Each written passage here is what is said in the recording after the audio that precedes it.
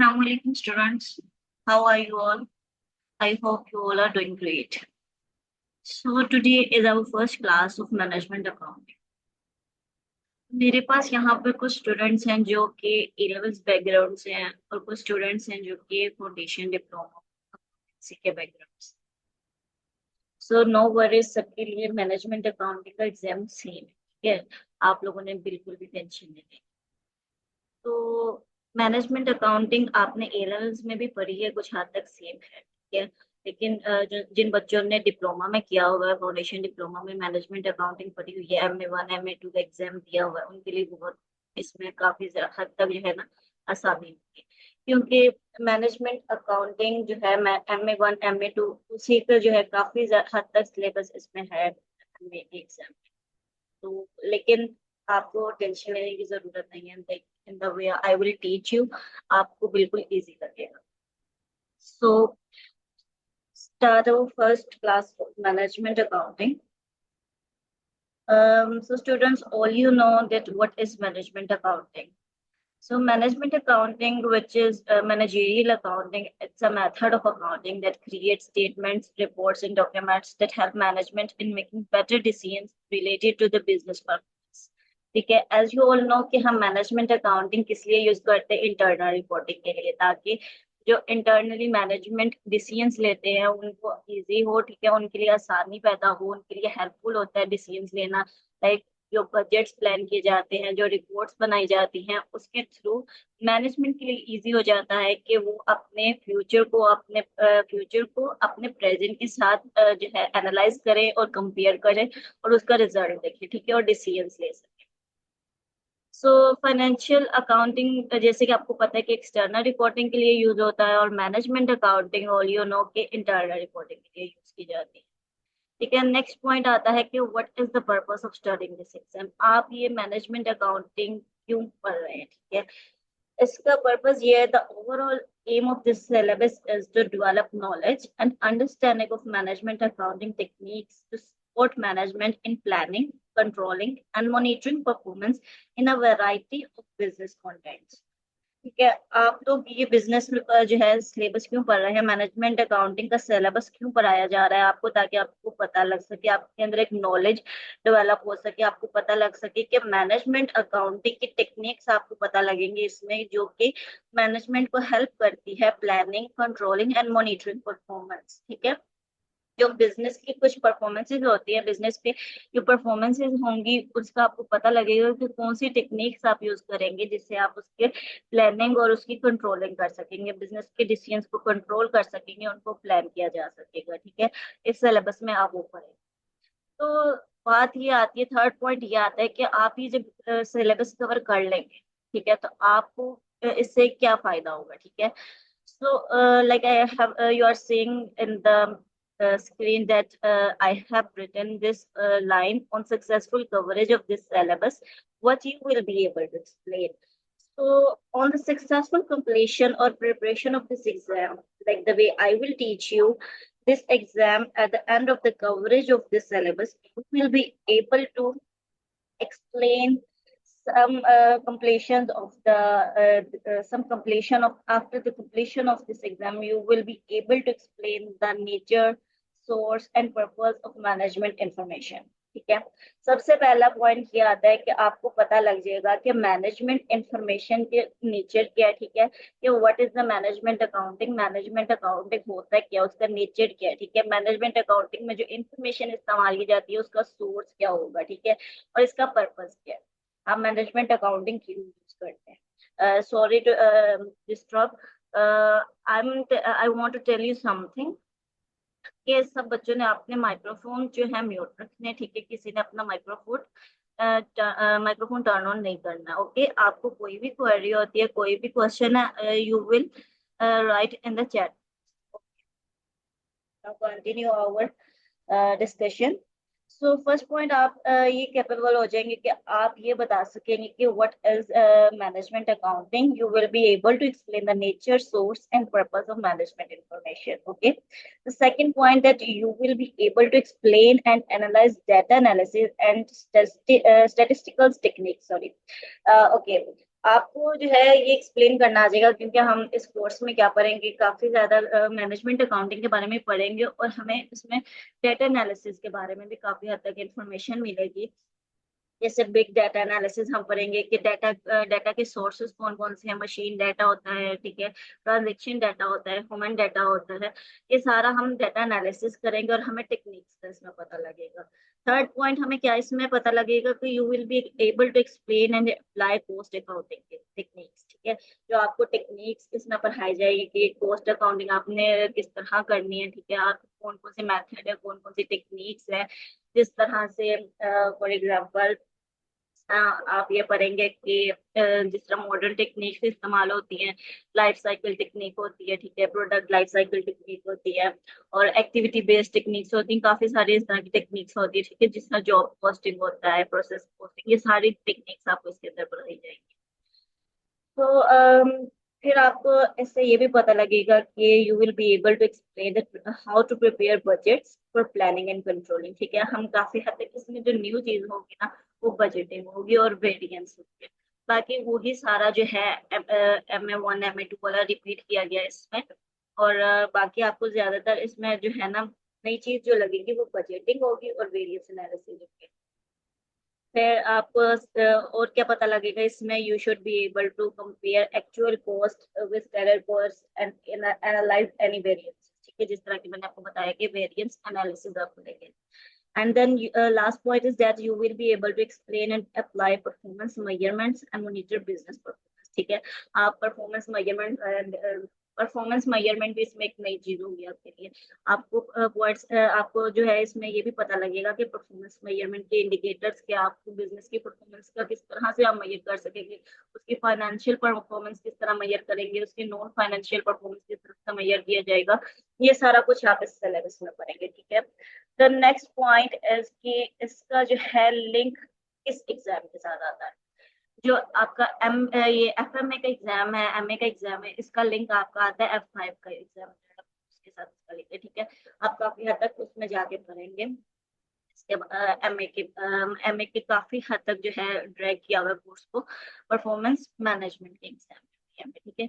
आगे आ जाता है आपका सिलेबस आउटलाइन, ठीक है। आज आपने बिल्कुल भी परेशान नहीं होना, ये सारा कुछ सिलेबस देखिए। आज आपकी क्लास सिर्फ ओरिएंटेशन क्लास है, ठीक है।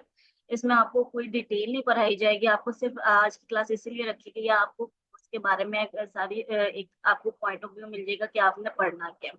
तो अगर आप चाहें तो इसको राइट भी कर सकते हैं आप अपने पास, अगर नहीं करना तो एज यू, ठीक है।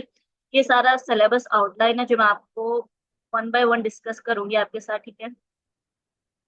तो सिलेबस आउटलाइन अब हम बेटा बुक्स के अकॉर्डिंग बिल्कुल नहीं चल कि मैं बच्चों को बुक्स के अकॉर्डिंग लेके नहीं चलती। मैं अपने जिस तरह से मैं आपको टीच करूंगी, मेरा वे ऑफ टीचिंग डिफरेंट है, मैं आपको अपने तरीके से लेकर चलूंगी, ठीक है। जिस तरह मैं आपको पढ़ाऊंगी ना, आपको बिल्कुल आसान लगेगा वैसे, ठीक है। बुक्स में जो है हर चीज, हर चैप्टर बिल्कुल जो है आगे पीछे किए हुए हैं, लेकिन मैंने आपको बिल्कुल हर चीज को एक साथ जो है लेकर चलना है, ठीक है, ताकि बच्चों को इजी लगे, कोई मुश्किल ना हो। पहले सिलेबस आउटलाइन मैंने कुछ सेक्शंस में इसको डिवाइड किया हुआ है। सबसे पहले आता है आपका सेक्शन A, ठीक है, जिसमें आता है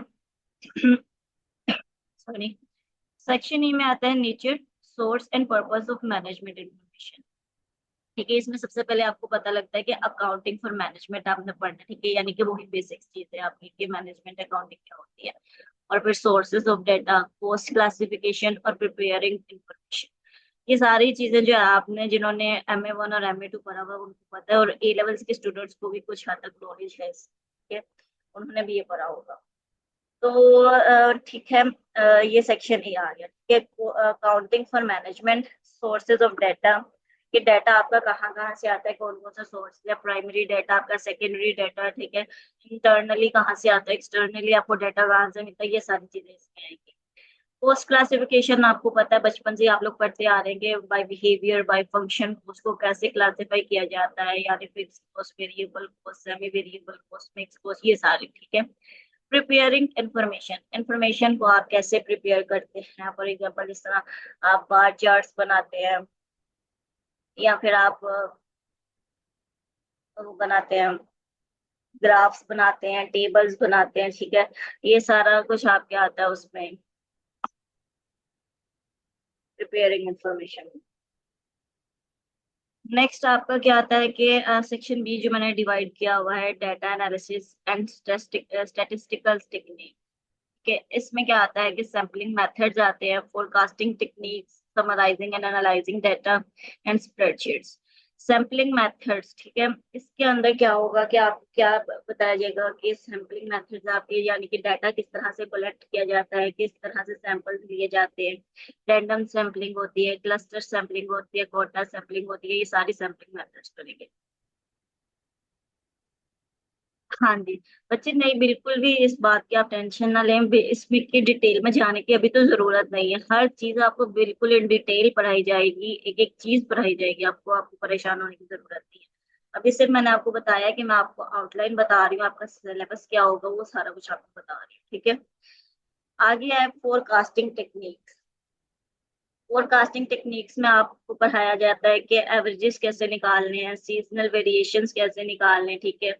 ये सारा कुछ मीन मीडियन मोड, ये सारा कुछ आपको इसमें पढ़ाया जाता है। समराइजिंग एंड एनालाइजिंग डाटा, इसके अंदर प्रोबेबिलिटीज पढ़ाई जाती है, जेड स्कोर मॉडल पढ़ाया जाता है, इस तरह की चीजें पढ़ाई जाती है। और स्प्रेडशीट के बारे में तो आप सबको पता ही होगा, ठीक है ना। ये स्प्रेडशीट के जो है हमने आपके MA1 MA2 में भी काफी ज्यादा डिटेल में आपने पढ़ा हुआ है। तो कुछ हद तक इसमें स्प्रेडशीट का जो है फॉर्मूलाज वगैरह किस तरह अप्लाई होंगे, ये सारी चीजें इसमें पढ़ाई जाती है। ओके। सेक्शन सी आपका cost accounting techniques. Cost accounting techniques में आप क्या पढ़ते हैं? Accounting for labour, material and overheads, ठीक है, absorption and marginal costing, cost accounting methods, alternative cost accounting principles, ठीक है। ये सारी चीजें आपको इसके पोस्ट अकाउंटिंग टेक्निक्स में पढ़ाई जाती है, यानी कि आपका जो है अकाउंटिंग फॉर लेबर, जो आपका FIFO लेबो, ये सारे मेथड्स आपको पढ़ाए जाते हैं इसमें। और जो है मटेरियल में और लेबर में आपको जो सा है इसके बोनसेस, और इसमें जो से आपका ओवर टाइम और ये सारा चीजें इसमें पढ़ाई जाती है। एब्जॉर्प्शनल और मार्जिनल कॉस्टिंग आपको पता है, आपने पढ़ी हुई है पहले भी। इसमें जो है आपको भी बनाया जाता है कि एब्जॉर्प्शन और मार्जिनल कॉस्टिंग कैसे की जाती है, इनमें डिफरेंस क्या है, और इसको आपने अप्लाई किस तरह करना है, ठीक है। और डिफरेंट टेक्निक्स इसमें कॉस्ट अकाउंटिंग मेथड्स में आपको बताई जाएगी, और ऑल्टरनेटिव कॉस्ट अकाउंटिंग प्रिंसिपल्स हैं, ठीक है। इसके अंदर आपको मजीद डिटेल पढ़ाया जाएगा, यानी कि और जो दूसरे इसके जो मॉडर्न मेथड हैं वो बताए जाएंगे कॉस्ट अकाउंटिंग के। तो ये बस इतना ही है सेक्शन सी में। सेक्शन डी में जो है ना, ये आपका मेन सेक्शन है, ठीक है।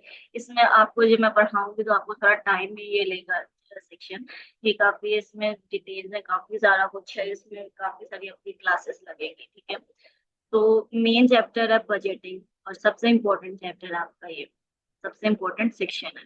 इसके अंदर नीचे है पर्पज ऑफ बजटिंग पढ़ाया जाएगा, आपको बजट कैसे बनाना है, फ्लेक्सिबल बजट्स क्या होते हैं, फिक्स बजट्स क्या होते हैं, कैपिटल बजटिंग क्या है, डिस्काउंटेड कैश फ्लो क्या है, ठीक है। और बजटरी कंट्रोल एंड रिपोर्टिंग क्या है, और बिहेवियरल एस्पेक्ट्स ऑफ बजटिंग, ठीक है। ये सारा कुछ इसमें होगा। और सेक्शन ई में आपका आता है स्टैंडर्ड कॉस्टिंग आ जाती है, ठीक है। कि स्टैंडर्ड कॉस्टिंग क्या होता है कि आपके जो उनसे वेरिएंसेस इसमें जो है कैलकुलेट करवाया जाएगा, ठीक है। आपको बताया जाएगा कि वेरिएंस कैसे आप कैलकुलेट करने हैं, कि आपकी बजटेड और एक्चुअल प्रॉफिट जो है उसके बारे में आपको बताया जाएगा, रिकंसिलिएशन उसकी कैसे करनी है आपने, ठीक है। स्टैंडर्ड कॉस्टिंग के बारे में आपको ये बताया जाएगा कि आपने स्टैंडर्ड कॉस्टिंग सिस्टम होता है क्या, ठीक है। बेसिकली जो स्टैंडर्ड कॉस्टिंग सिस्टम है, स्टैंडर्ड कॉस्टिंग सिस्टम आपका क्या होता है जी, कि स्टैंडर्ड कॉस्टिंग सिस्टम में आपको ये बताया जाएगा कि आप स्टैंडर्ड कॉस्ट कार्ड एक्टिविटीज कैसे आपने जो है बनाने हैं, उसमें अब्जॉर्प्शन और मार्जिनल कॉस्टिंग कैसे यूज करने हैं, ठीक है। आपको वेरिएंस कैलकुलेट करना बताया जाएगा, फ्लेक्स बजट को इस्तेमाल करके, ठीक है। अब जो था आपका जो सा फ्लेक्स बजट और आपका जो सा एक्चुअल रिजल्ट आता है ना, फ्लेक्स बजट और एक्चुअल रिजल्ट के दरमियान में जो डिफरेंस आता है ना, वो होता है वेरिएंस, ठीक है। जब आप एक बजट बनाते हैं, ठीक है, फॉर एग्जाम्पल आपने एक बजट बनाया,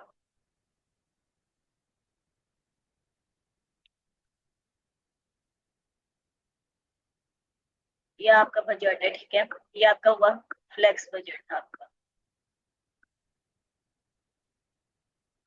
ठीक है। बजट क्या होता है, यानी कि जो सा आपने एक जो है एस्टिमेशन की हुई है, ठीक है, या आपने बजट बनाया और इसके बाद जो आपका एक्चुअल रिजल्ट आता है ना, ठीक है, एक्चुअल रिजल्ट आपका कभी भी सेम नहीं आता। क्यों? क्योंकि जो सा आपका फ्लैक्स बजट होता है, जो आपने उसके अंदर एस्टिमेशन की होती है, आपने अपने नजरिए से, अपने पॉइंट ऑफ व्यू से जो चीजें उसके अंदर लिखी होती है, आपने अंदाजे लगाए होते हैं, ठीक है, कि ये इट माइट बी पॉसिबल कि ये इतना इसका है, ठीक है, यानी कि सारी चीजों को देखते हुए आपने जो उसके अंदर लिखी होती है, चीजें बनाई होती हैं, बजट बनाया होता है, वो उसका जो एक्चुअल रिजल्ट जब आता है ना, वो उससे बिल्कुल डिफरेंट होता है, ठीक है। एक्चुअल रिजल्ट इसके और इसके दरमियान का जो डिफरेंस आता है ना, वो आपके पास आता है वेरिएंस, ठीक है। यानी कि जो सा आपका बजट था और आपका जो सा रिजल्ट आया, एक्चुअल रिजल्ट जो आपके पास आया, उन दोनों के दरमियान जो डिफरेंस आया है, ठीक है, वो आपके पास क्या है? वेरिएंस है। सो परफॉर्मेंस मेजरमेंट आपका क्या है? Section F.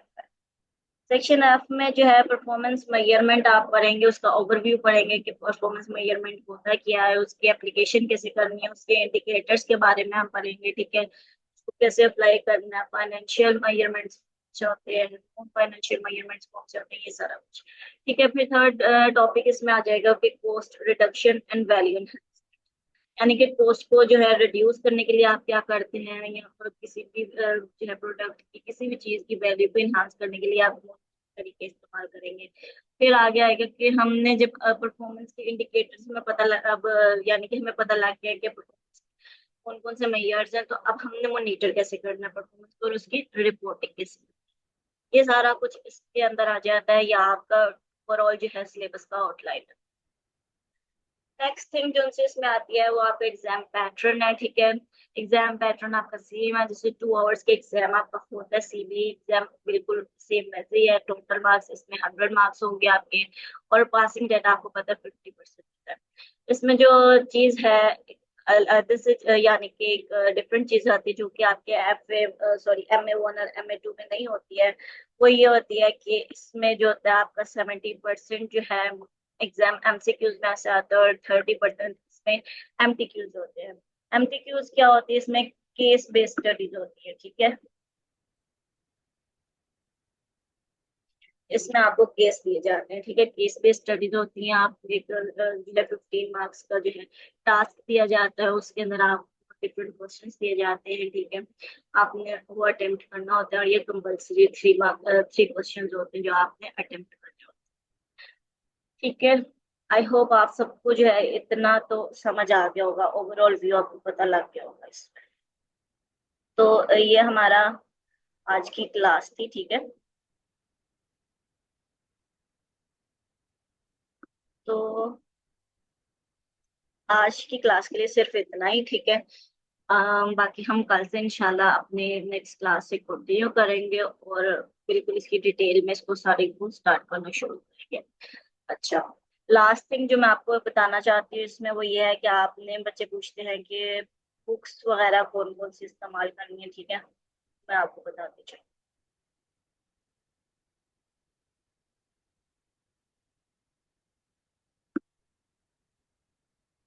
अच्छा, बुक्स इसमें बच्चे आप लोगों ने इस्तेमाल करनी है, आपके पास होगी स्टडी टेक्स्ट आपका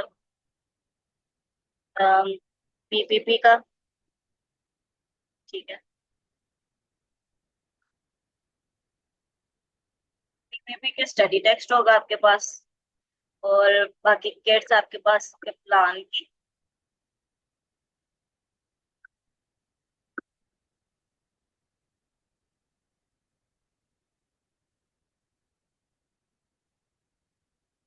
ठीक है। तो प्लान और बीबीपी दोनों की किट्स करेंगे हम, ठीक है।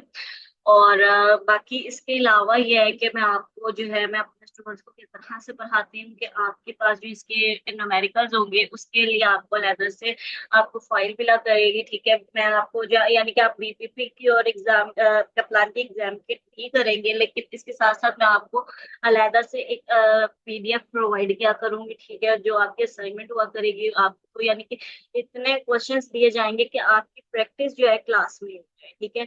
क्लास में यानी इस तरह हो जाए कि आपको बल्कि होमवर्क दिया करूंगी, ठीक है, असाइनमेंट्स दिया करूंगी, आपने सारे वो करने करने क्वेश्चंस, ठीक है, अटेम्प्ट करेंगे और फिर हम उसकी क्लास में डिस्कशन किया करेंगे। यानी कि आपको बिल्कुल एग्जाम किट करने तक आपकी इतनी प्रैक्टिस हो जाया करेगी कि आपसे एग्जाम किट्स इजीली हो जाए, ठीक है। तो आई होप सब कुछ क्लियर है अब आप लोगों को। एनी क्वेश्चंस, ठीक है, कोई भी क्वेश्चन है तो अब आप मेरे साथ डिस्कस कर सकते हैं, आप मुझे टेक्स्ट कर सकते हैं चैट बॉक्स।